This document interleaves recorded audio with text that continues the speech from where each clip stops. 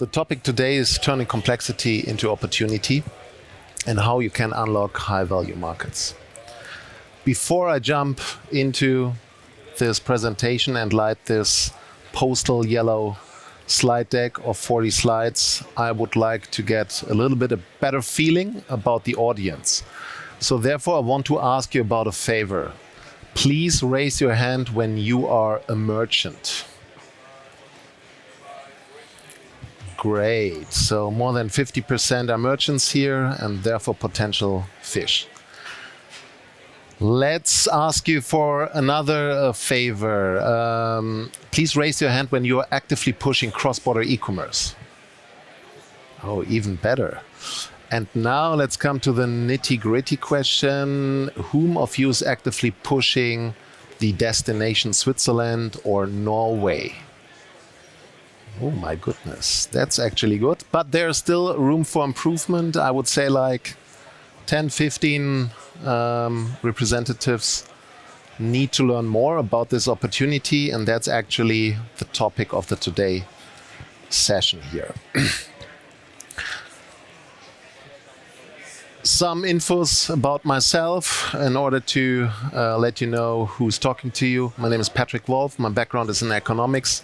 I started my career in a life science consulting startup, continued into machine building, and then I'm actually now on my role at Swiss Post, a big corporate in logistics. Pretty diverse, but everything was connected with business development focus. So my role at Swiss Post is actually to develop cross-border e-commerce solutions, especially for the import. And I'm focusing on DDP solution, which make your life and the life of your customers much easier. First and foremost, you will receive the presentation through the delivery event anyways. But at the end of the presentation, I will link you to a landing page. And this landing page has the advantage that you will not only get the PPT file, fully editable, you will also get access to a Miro board with further comprehensive background information about Switzerland, but also about cross-border e-commerce in general. And this is not bullshit content, it's quite deep actual logistics content. And last but not least, maybe the most important information today. I actually lost a bet, so therefore I have to do this. You see this super sexy yellow socks here, right? So you can get this socks, or to be more precise, a fresh pair at our booth after the show. So just come over and grab one. They are not only looking amazing, they have really a high quality, and they told me also they are super sustainable. Great. Second, what can you expect today? A view into the future without complexity. It's a fictional or a fictive story. A view into the reality with complexity. So what happens right now? And then a suggestion how you can actually face the future because of complexity and why you should do it. Before we start with the future, I want to share you my perception of the basics of cross-border e-commerce. Why is that important for me? I talk to hundreds of merchants. And most of the time I have the feeling when we talk about destinations like Switzerland or Norway or other more niche destinations, it's only like adding a couple of million of people to the potential shopper audience they already have. But that's totally wrong, because a shopper in Switzerland has not the same potential compared to a shopper in Germany, in France, in Italy, or somewhere else. And the same is very true also for destinations like Norway. And to understand that, you really deeply need to understand why shoppers buy abroad. It's not a secret, for sure. But again, you need to understand it in order to analyze your next markets you want to open in a more professional way. The first motivation why people buy abroad is they want to buy the goods significantly cheaper. The second one is they want to buy goods which they cannot buy at their home market. It's quite simple. And this motivation is actually the same since thousands of years, since international trade exists. Combined with a more and more easy distribution, this leads to a tremendous growth in cross-border e-commerce. I did some desktop research. There are 9 sources actually. McKinsey, Accenture, Statista, and several more. And they have all different approaches to measure the growth rate in cross-border e-commerce. But the common ground is the growth is significant. It was significant, it is significant, and will be significant in the future. The calculated average growth rate here for the next years is 23%, represented by this black dotted line here. Why are niche markets like Switzerland and Norway in particular interesting? I got my head around it. How can I visualize this in a compact way? And the result is here in front of you. When you decide which market to tackle next, you need to compare different markets, right? And I divided them in a simplified way. There are big and simple markets. What is a big and simple market? Actually, Germany is a big market and a simple market. France is a big market. Italy is a big market. Spain is a big market. Why? Because they have a big population. Why are they simple? Because they are accessible. You have the same currency. You have actually no border. And logistically, they are also relatively accessible. You can leverage your existing DHL contract to reach each and every shopper in those countries. But on the flip side, because they are big and interesting since many years and because they are easy, you have a lot of competition there. Local producers which produce the same or similar product since ages.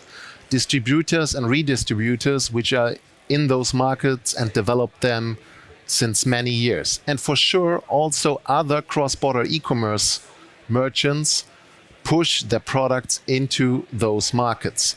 Hence, what happens is you have a relatively low market share. And on top of that, your average basket value and your margins are relatively low because of the big competition. Vice versa, there are small and complex markets. No surprise, as an example, there is Switzerland and Norway in a European context. In a more international context, you could also name destinations like UAE or Israel as an example. And why are they small? They are small because of the small population. Switzerland has 9.1 million inhabitants. Norway has 5.6 million inhabitants.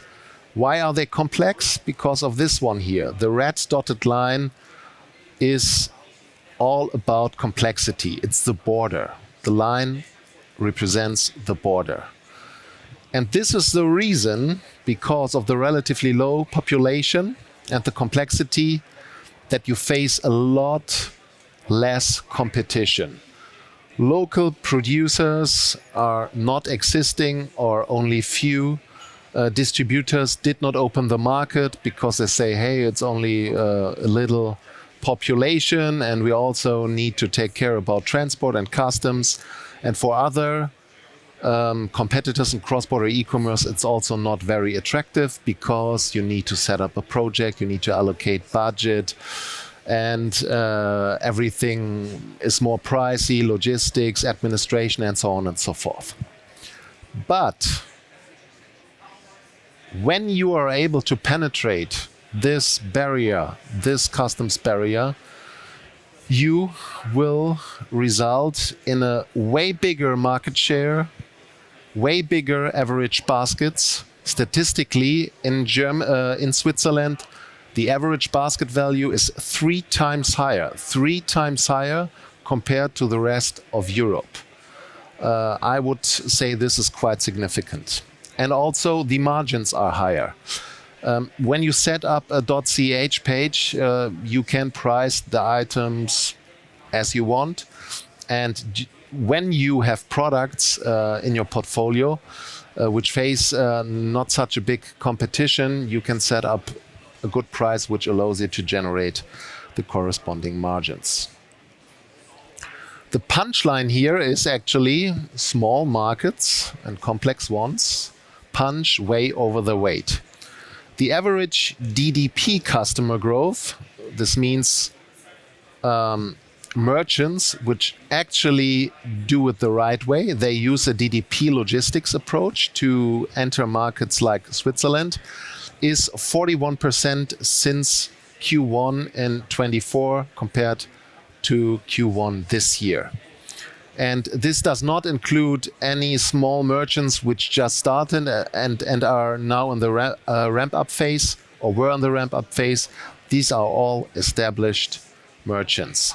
We have merchants working with them since 7 years, and they really ramped up their volume from 25,000 parcels now to almost 500,000 after 7 years. So they were not a small startup starting with 5 parcels, and now they are doing 50. I think this would not be a quite valid comparison. It have been ripe and grown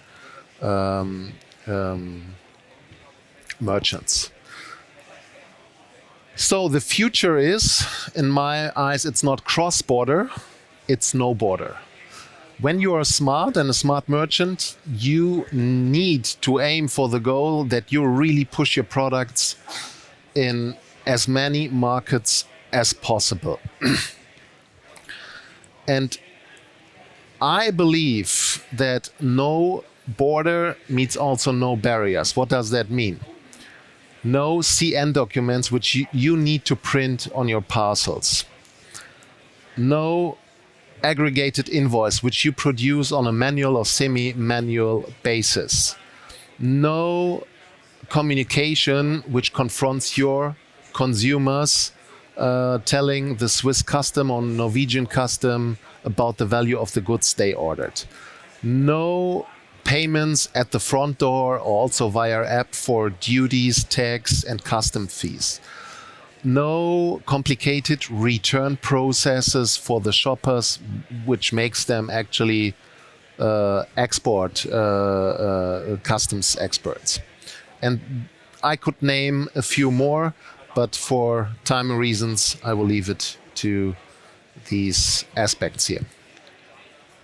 The following story is a fictional story, and it neglects that there are for sure on a very high level some forces here which could stop this train, but for simplification purposes I did not consider them in this story here. In my eyes, we as a consumer, we want everything from everywhere. I want it all and you want it all as well, I guess. Imagine a world where you have access content-wise to all the products you like. Also payment-wise and also logistics-wise. Imagine a world where you see a TikTok video or an Instagram story from a small shop in Brazil and they are producing jewelry and you can buy it easily and they ship it within, I don't know, 4 days to your household and you can enjoy this. Think of, I don't know, maybe a local coffee producer and you like his story and you like his product and he can ship it from anywhere in the world to your front door in a couple of days. This is, for me, the future of e-commerce. The following story is about coffee. I think it's quite late today, so even though you have no coffee in your hand, maybe this story will shake you a little bit up here.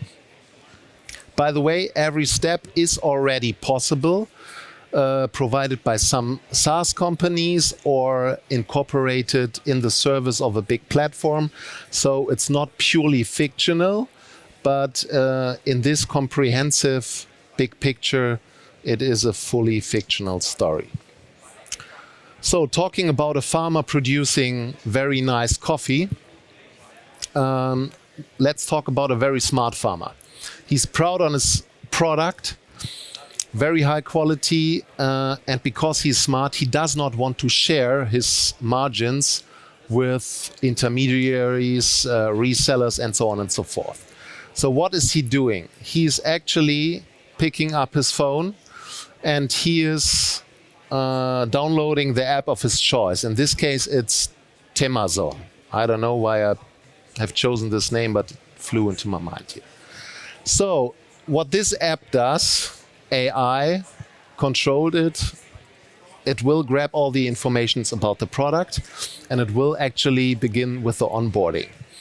All the weight aspects, all the product description stuff, maybe also a little story which is on the product will be incorporated into the back end of this service provider Temazon. As a next step, he just needs to press a button and the app will produce content for him. Videos for TikTok, Instagram stories, Facebook banners, long-form content, short-form content, any-form content, all with the press of a button and enabled by AI. Temazon will also take care about the customs data. They will generate, based on the product description, all the tariff codes for all potential destinations, for Switzerland, for China, for America. They will adjust the product description.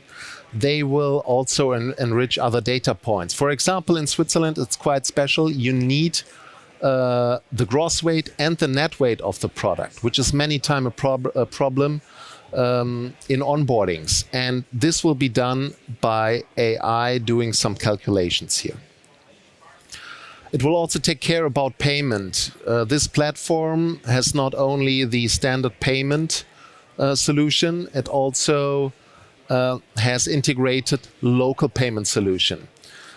Just as a side note, when you plan to enter or to scale your business in Switzerland, try to integrate Twint. Twint is on the mobile of almost every relevant and potential shopper and therefore customers of yours. It enables you or it enables them to buy very easily the goods from any merchant. All the big platforms and big merchants have already integrated Twint on their website. So Temu, Shein, all of them are using them. Temazon will also take care about fiscal aspects, and Temazon will also take care about the logistics. For the first mile, you have the option to use your own logistics provider, or you can choose their logistics provider. And the special thing is right now, cross-border e-commerce in the future, enabled by such platforms, is not only for the big ones, which generate hundreds of thousands of parcels per day. It's also specifically for the chunky middle and the long-term, long-tail tier customers, which only produce maybe 10 items per day, 50, 100, and they use the so-called box-in-box principle in order to send the goods to an injection hub with a very efficient way. This could look like this, right? You have the order, you put a last mile label on it. In this case, hopefully the coffee arrives soon. And they put the last mile order into a bigger mother box here, which will then get injected into a local hub, and they take care about all the rest of the service. Wrapping up this story, the machine behind the scenes will be, okay, the onboarding is done and supported by AI. Product engineering takes place. They will produce content for you, and most important, they will also take care about the technical data, for example, HS codes, in order to facilitate cross-border e-commerce. Everything supported by AI. And this will not only be done for one destination, it will also be done for several destinations in different languages. The global logistic operation for everyone could look something like this. There's a pick and pack. There's a first mile solution, as described before. There's a cross-docking along with an export clearance. And then there's a mid-mile to country A, import clearance into country A, and last mile into country A. And the same applies for country B and country X. What happens when this becomes a standard and common sense? Well, this was the picture we had before, right? You benefit a lot from the fact that you have less competition in complex and small destinations like Switzerland or Norway. But when the picture changes because of these developments in AI and because of the innovation of those platforms and providers, the picture will turn into this picture. For sure, the borders are still there. For sure, they are still individual countries, but all of a sudden, the complexity is gone and you have actually one big global and simple market. And this results then not in a big market share anymore, even though it's still a small and complex market with a complexity which does not exist anymore. You will have only a small basket like in all other markets as well.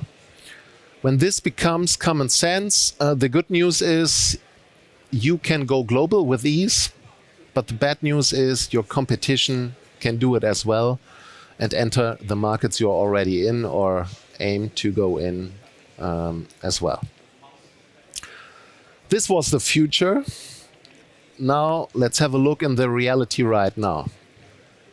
This could be a scene of a customer call I had 100 times.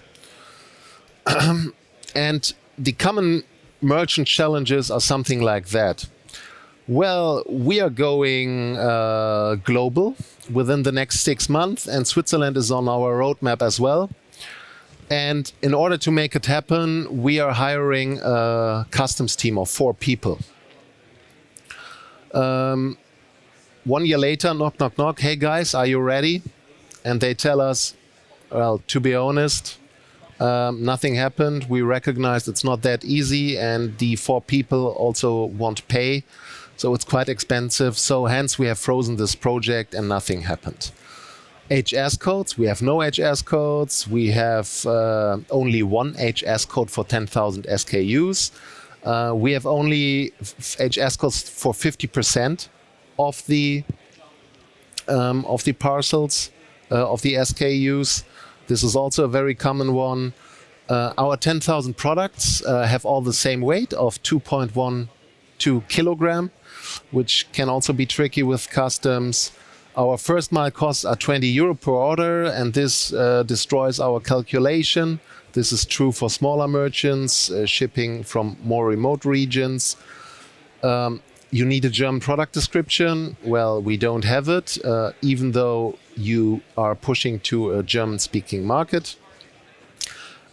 Seriously, so far we always pay customs duties for the re-import of the returns. We don't need to do it. And the answer is no, you don't when you have the right setup. So the message here is that the setup for the vast majority of the merchants at this moment is not ready for markets like Switzerland. The big question is right now, okay, there is a big potential. Patrick, you tell us there is a tremendous growth and you only need to enter the market of Switzerland and milk and honey is flowing, blah, blah, blah. And you tell us in the future it's super easy, but not now. So how can we solve this problem? The answer is, don't wait for the fancy AI machine. It might come in 2 years, in 3 years, or in 5 years, but not now. And when it comes, everyone has it available. So you should tackle this problem right now. And the answer is quite simple. Start smart, pick one destination. For example, Switzerland would be nice, or an alternative destination like Norway. And look for a partner which can actually solve the biggest pains. I would say, with my market knowledge, there is no partner now in the game which will produce TikTok videos for you, dancing your products and all this stuff. But there are partners in the game which can take over the biggest pains logistically. First mile, cross-docking, import clearance, last mile, and also all the way back. The right partner makes it happen, and they make it happen right now. I will give you an example. As you know, as you can imagine, my employer does not pay me to present really nice socks here and to tell you something about the future. By chance, we have such a solution for Switzerland. And it's also called something with smart and flex in the name, which might be beneficial for you. We created a product, SmartGate Flex, and it's quite easy for you to use because it's smart and it's flexible. We have different type of integrations for the smaller shops, Shopify and so on and so forth. We have standard integrations. For the bigger ones, we have a full-blown transactional API. Why is it transactional? Because when you are a fulfiller or a platform with hundreds or thousands of merchants behind it, you can send us all the data, also transactional, which means you can somehow resell our logistics DDP solution into Switzerland on a white label basis. You can use your own freight forwarder for the first mile, or you can also use our services here. When you're a small merchant, you can leverage the box-in-box principle. When you're a bigger merchant, you can use freight. And by the way, when you have also cargo goods, which becomes more and more interesting, like fridges, TVs, e-bikes, you can put everything on the same line, hold small parcels and also cargo goods. We will take care of that on the last mile, no problem at all. You inject it in our hub. We have wisely chosen a location 10 minutes on the other side of the border in Germany, so you have no clearance processes on the first mile. After the injection, we will deconsolidate everything, scan your goods, we will prepare the export clearance documents, and then also for sure for the import clearance, we put it on a mid-mile truck, bring it consolidated into Switzerland, and will then distribute it all over Switzerland within the next day. In an optimal case, you could generate an end-to-end time in 48 hours to all your customers in Switzerland. And last but not least, the returns management is integrated already data-wise, which means there is zero administration involved for you for both directions, outbound and returns. We will take over the content check, the export clearance out of Switzerland, the import clearance into Europe, and take then also care to bring your goods back to your warehouse. Yeah, that was actually the main part of this speech. Again, you can grab further informations on the landing page, which you can get by scanning this barcode in order to grab these informations, and also you can get into contact with me and my colleagues, which can help you further to enter the Swiss market.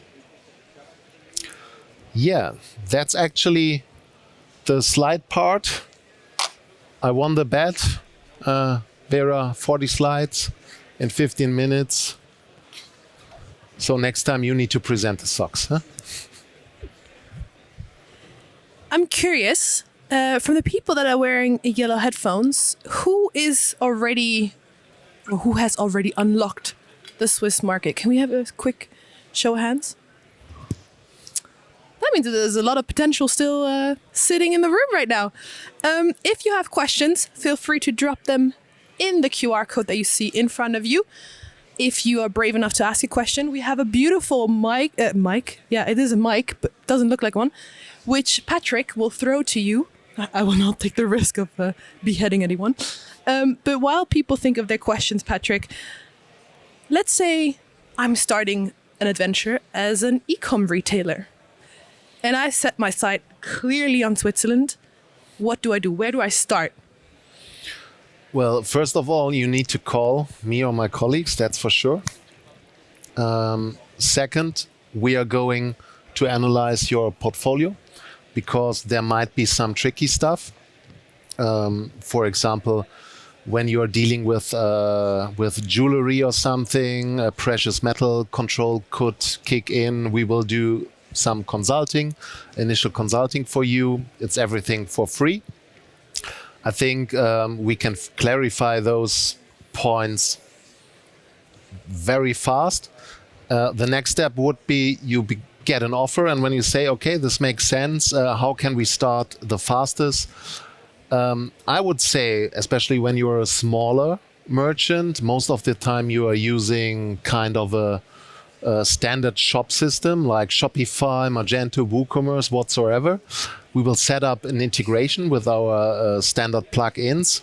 And the fastest integration I witnessed was, the precondition is you have HS codes and all the product data, took 20 minutes. So it was a phone call.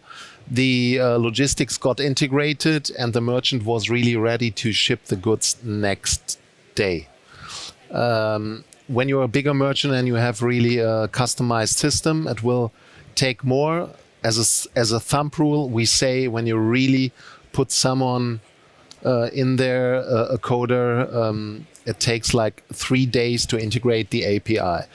And what I always say is, we are a relatively small business unit of Swiss Post. We are only responsible for the international shipping part, and we are from a mentality, we are more like an SME, so you get really personal support. You will not end up in a chatbot support or some standard customer service. You will have really your own, let's say, private VIP integration partner, which helps you to start. And for the future, we are planning to have also for very small customers an online UX experience where you can actually start directly after the sales call to generate a first label. But this is not in place yet. It will come into the future. Great news. I've unlocked Switzerland in 20 minutes. I think that's probably going to be my personal highlight of starting an e-com business. I've now decided, okay, Switzerland is a go. Where do I go next? What are other interesting markets that I could explore that are high value and a little niche? Yeah, as mentioned in the presentation, Norway, by the way, I witnessed also some other presentations with this niche market context. Norway has actually the exactly same logics behind it. It's small, very high buying power. There is a border which protects somehow this market. And when you can crush Norway, you will also have a great success there. When you look a little bit more outside of Europe, Israel might be interesting because also a very high buying power. Our joint venture, Ascendia, could help you there, by the way. My colleagues have a speech at the same time, so we just need to listen to them. And markets like UAE in the future, I think, might become interesting as well. Yeah, there's lots of potential, and in the future, when the political and customs barriers become lower, and due to AI, I think much more remote and further regions will open up for you. And we got an audience question also curious about the markets, and it was, how do we name the markets small and complex, and what are the deterministic factors? How do we name them? Well, maybe now it's time to invent a name. Maybe SMOCO markets, small and complex markets. And what would you say, what is it like the main characteristics of these markets? So far, so the markets I named before, they have less than 10 million inhabitants. They have a custom spotter, which is in my eyes the most important part, and they have most probably a non or a way lower number of competitors in your product category. And this is something you can research online, I think, especially with all this AI support. Let's say you sell bicycles. The most basic research is you limit your search to the country. Let's say Norway, and you're looking for bicycles, and you see how many hits do you have for a specific bicycle. Let's say when you have in Germany like 500 different shops are selling this particular bicycle, and you do the same for any market, I don't know, Bulgaria, Norway, and you see only 5 shops offer it locally, it's a very good hint that you will face less competition. Is there anyone who wants to raise their question in person? Because I see that there's a couple more questions. I want to throw this microphone. Raise your hand. I'm also just really curious how that'll go. Anybody who wants to sacrifice themselves? Not yet? Okay, cool. You mentioned very different markets, and you mentioned that they are unique in some ways. I'm really curious to what extent do you need to understand the local culture of the market in order to actually unlock it? Yeah, I mean, culture is kind of a buzzword, and many times marketing departments make a big buzz around it as well.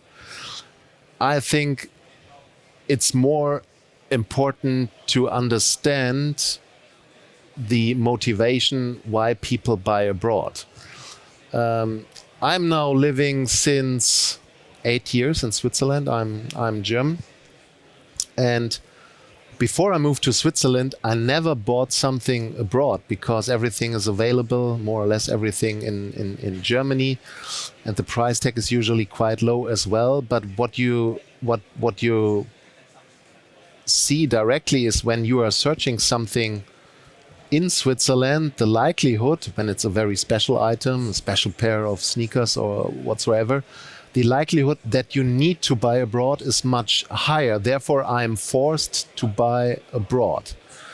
And what you really see is that many colleagues or my neighbors and Swiss friends, for them it's super normal to buy something abroad. And that also means they are very experienced in cross-border e-commerce. For me, I never looked in Germany into the return conditions of something because I know they are more or less the same. But when you buy abroad and you are locked behind a customs barrier, you look specifically for how do they bring the goods to your house door. Usually when it's a DAP setup, there is somewhere a sentence, our Swiss customers might face additional duty, tax, and custom fee payments. And the Swiss consumers are looking into those delivery conditions. And when they see such a sentence, it's a conversion killer. It's a total conversion killer pre-purchase. And when they don't look into these conditions and they get into this trap and they get this item delivered DAP and the postal guy asks them, my Swiss German is not that good, so I'm not going to imitate it. But they ask them, hey, by the way, you need to pay like 50 Swiss franc on top for all the customs procedures, fees, for an item which costs 80 francs. You are pissed. So it could happen post-purchase because of this bad customer experience that they are not going to accept the item. For sure, they will never buy again there. They will never recommend your shop, and this is actually the worst case scenario. So therefore, to have a clean setup and to communicate this clean setup is very important. There's a best practice. We have shops on their CH website and into their marketing, so in their Google ads, Facebook ads, they proactively push the information to the Swiss customer that every costs are already included. So in the checkout, you have already taxes, duties included. And this is a conversion increaser because it's a differentiator compared to the vast majority of the merchants which are still not DDP ready for these kind of destinations. We got an audience question that stated, previously I've had difficulties with the German AVD requirement. Is this still a problem for high value consignments over €1,000? Yeah, it is. I mean, it depends on your setup. When you ship high value items with DHL Express, UPS and other couriers, they can do it, but usually they ask you for a pretty complicated process documentation-wise. And the most important part is they charge the hell out of you for such a DDP shipment. The good news is in our solution, it's actually integrated. So there is data-wise and process-wise no difference between 50 Swiss franc or 50 euro purchase and a 4,000 euro purchase, because we are doing a commercial clearance and the clearance process is the same here. And you mentioned, of course, the Sheins and Temus of this world. I'm just curious. So keeping those Asian platforms in mind, and there's, of course, a lot of technical advancements that they are pushing into different markets. Where do you see e-com, and more specifically, of course, cross-border e-com, developing over the next couple of years in Europe? Yeah, indeed, they are very advanced and they are very demanding. We feel that every day. They even though they have crazy volumes, they track every single package and they track every single small leg in the entire journey. So we have quite a lot of experiences with these platforms. And what we also know that they already incorporated some of the aspects I presented in my fictional story. They create content for their partners, they create customs data, they create the product data, they create the translations and so on and so forth. So they are actually a role model, or they should be a role model for European merchants when it comes to the technical setup. Saying that, there's an old saying which is in English something like competition will increase the innovation, and therefore I'm quite sure that despite all the rumor about the Asian platforms, the European merchants and platforms will innovate as well, and therefore their performance will go into the same direction. So I can imagine that Zalando, for example, and Amazon is doing it as well. They will provide the same. I mean, Amazon is not European, right? But they will provide the same experience, AI enhanced experience to their partners as well in a couple of years. I have two more questions, if there's no one else who dares to ask the question. One quick fire question, which came from the audience, which was, how would India be classified? Would you say that that's a more simple or a complex market? To be honest, I'm not a specialist for the Indian market. That's fine. It's definitely a large market, that's for sure. In the moment, because when you want to push your goods from Europe to India in a decent amount of time, it would be air freight. I don't know the customs regulations in India. I could imagine, in order to let their population benefit also from a more high quality and diverse product portfolio, that they might have a high de minimis rate as well. But yeah, I'm guessing here. So to be honest, that's fine. I don't have. So if it was your question about India, I guess that there's a lot more to explore and discuss. You can find Patrick the yellow socks, which we've all been promised at, was it B43? Yeah. B43. So don't forget to get your yellow socks there. I hope that everyone tomorrow is wearing yellow socks. That would be pretty cool. That would be pretty cool. If you have any questions for Patrick, please find him there. It was lovely to have you as an audience, and thank you, Patrick, for imagining a world where everything would be so smooth, no borders, no any barriers to e-com in the world. Thank you so much. Thanks for having me.